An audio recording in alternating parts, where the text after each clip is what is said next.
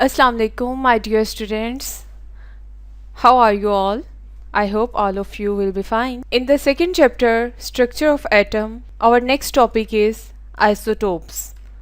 Isotopes की definition paper में आ जाती है और काफ़ी important है, जिसमें आप यहाँ से यहाँ तक उसको लिखेंगे. Isotopes are defined as the atoms of an element that have same atomic number but different mass numbers. यानी एटॉमिक नंबर सेम है लेकिन मास नंबर डिफरेंट है. इसी के साथ साथ इलेक्ट्रॉनिक कॉन्फ़िगरेशन उनकी सेम होती है एंड नंबर ऑफ प्रोटॉन्स भी सेम होते हैं. लेकिन फ़र्क कहाँ आता है? नंबर ऑफ न्यूट्रॉन्स पे. नंबर ऑफ न्यूट्रॉन्स जो हैं वो डिफरेंट होते हैं. इसके बाद अगर हम देखें तो उनकी केमिकल प्रॉपर्टीज़ सेम होंगी क्योंकि वो इलेक्ट्रॉनिक कॉन्फ़िगरेशन पर डिपेंडेंट हैं, जबकि फ़िज़िकल प्रॉपर्टीज़ जो हैं वो मास नंबर पर डिपेंडेंट हैं और वो डिफरेंट होंगी. शॉर्ट क्वेश्चन में डेफिनेशन आ सकती है. इसी तरह एमसीक्यू टाइप क्वेश्चंस में उसमें डिफरेंट प्रॉपर्टी के बारे में पूछा जा सकता है कि इनमें से कौन सी चीज़ वेरी करती है, number of electron, proton, both A B और नॉन. नेक्स्ट हम मूव करते हैं एग्जाम्पल की तरफ. एग्जाम्पल में आ जाता है आइसोटोप ऑफ हाइड्रोजन. हाइड्रोजन के आइसोटोप्स को उसने डिफाइन किया हुआ है. हाइड्रोजन के आइसोटोप्स को उसने एक्सप्लेन किया हुआ है. First one is protium, second one is deuterium, third one is tritium. First वाला जिसके अंदर सिर्फ एक प्रोटॉन है, न्यूट्रॉन ज़ीरो. सेकंड वाले में प्रोटॉन भी एक है, न्यूट्रॉन भी एक है. थर्ड वाले में प्रोटॉन एक और न्यूट्रॉन दो हैं. जब आप पेपर में ड्रॉ करेंगे तो इस तरह से सर्कुलर फॉर्म में आएगा, साथ में एक एक इलेक्ट्रॉन ड्रॉ किया जाएगा.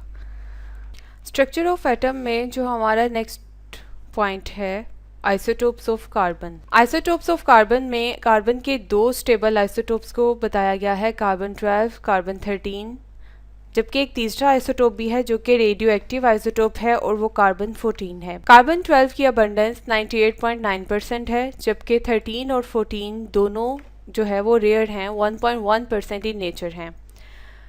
लॉन्ग क्वेश्चन वाइज जब सवाल आता है तो आइसोटोप की डेफिनेशन उसमें हाइड्रोजन के आइसोटोप के बारे में पूछा जा सकता है या फिर कार्बन के आइसोटोप के बारे में, और उसको ड्रॉ करना भी ज़रूरी है, जिसमें सर्कुलर फॉर्म में इस तरह से स्ट्रक्चर आएगा और आप उसको ड्रॉ करेंगे. फर्स्ट वाले में फर्स्ट शेल में 2 इलेक्ट्रॉन्स, जबकि दूसरे वाले में 4 इलेक्ट्रॉन्स आएंगे. ये सर्कल्स आप इसी तरह से ड्रॉ करेंगे और ऊपर इलेक्ट्रॉन को भी मेंशन करेंगे. नेक्स्ट हम बात करते हैं क्लोरीन की. क्लोरीन के अंदर 2 आइसोटोप्स को एक्सप्लेन किया गया है. आइसोटोप्स ऑफ क्लोरीन में 2 आइसोटोप्स बताए गए हैं, 35 एंड 37. इसी तरह से यूरेनियम के 3 आइसोटोप्स हैं, यूरेनियम 234, यूरेनियम 235 एंड यूरेनियम 238. और इनकी यूरेनियम 238 की अबंडेंस सबसे ज़्यादा है, 99%. ये सारे एमसीक्यू टाइप क्वेश्चंस हैं. इसी तरह डेफिनेशन में आइसोटोप की definition, isotope of carbon short question और आइसोटोप ऑफ हाइड्रोजन भी पूछा जा सकता है. नेक्स्ट आ जाते हैं यूजेस. आइसोटोप्स की इम्पोर्टेंस काफ़ी ज़्यादा है, जो हमारी डेली लाइफ में काफ़ी इम्पोर्टेंट रोल प्ले करता है. इसी के साथ साथ अगर हम बोर्ड के पॉइंट ऑफ व्यू से देखें तो भी शॉर्ट क्वेश्चन और लॉन्ग क्वेश्चन वाइज काफ़ी दफ़ा सवाल आते हैं. सबसे पहला पॉइंट है रेडियोथेरेपी, जो कि ट्रीटमेंट ऑफ कैंसर में की जाती है. उसमें हम 2 आइसोटोप्स यूज़ करते हैं, फास्फोरस 32 एंड स्ट्रोंशियम 90. इन दोनों से कम पेनिट्रेटिंग यानी less penetrating beta radiations emit होती हैं, जो कि स्किन कैंसर के ट्रीटमेंट के लिए ज़रूरी हैं, स्किन कैंसर के ट्रीटमेंट के लिए इस्तेमाल की जाती हैं.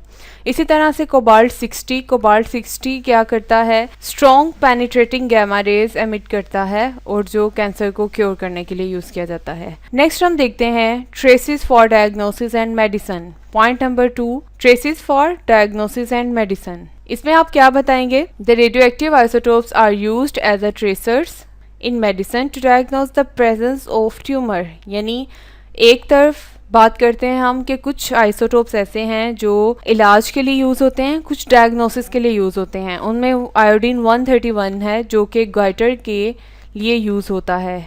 गिलहड़ की जो बीमारी होती है, थायराइड ग्लैंड स्वेल कर जाता है।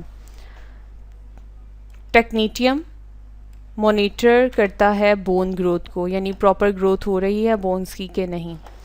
नेक्स्ट पॉइंट हमारे पास है archaeological and geological uses. Archaeological और जियोलॉजिकल यूजेस में इंपॉर्टेंट डेफिनेशन है एक कार्बन डेटिंग या radio active isotope dating. Radio active isotope dating में बताता है the age determination of very old objects on the half lives of radio active isotopes.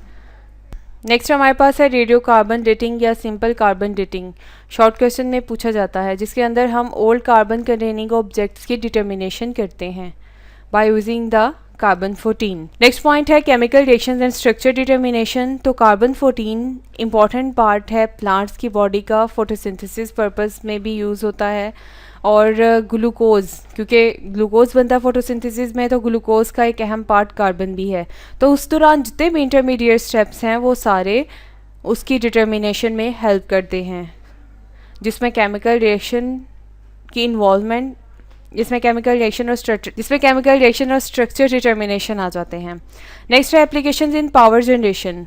Uranium 235 के बारे में सवाल आता है कि यूरेनियम 235 पर जब स्लो मूविंग इलेक्ट्रॉन्स बम्बार्ड कराए जाते हैं तो यूरेनियम न्यूक्लियस टूटता है, जैसे कि आपको इक्वेशन में नज़र आ रहा है। उसके बाद वो बेरियम और क्रिप्टॉन में कन्वर्ट हो जाता है, साथ ही साथ न्यूट्रॉन भी रिलीज़ होते हैं with large amount of energy. यही एनर्जी टर्बाइंस को चलाने में इस्तेमाल होती है, जिसकी वजह से बिजली पैदा होती है, इलेक्ट्रिसिटी जनरेट की जा सकती है। इस तरह हम इस एनर्जी को काफ़ी यूज़फुल पर्पसेस के लिए इस्तेमाल करते हैं। आज हमारा सेकंड चैप्टर कंप्लीट हो जाता है यहाँ ही। इंशाल्लाह नेक्स्ट लेक्चर में फिर से हाजिर होंगे। अपना ख्याल रखिएगा, खुश रहें, खुश रखें। तब तक के लिए अल्लाह हाफिज़।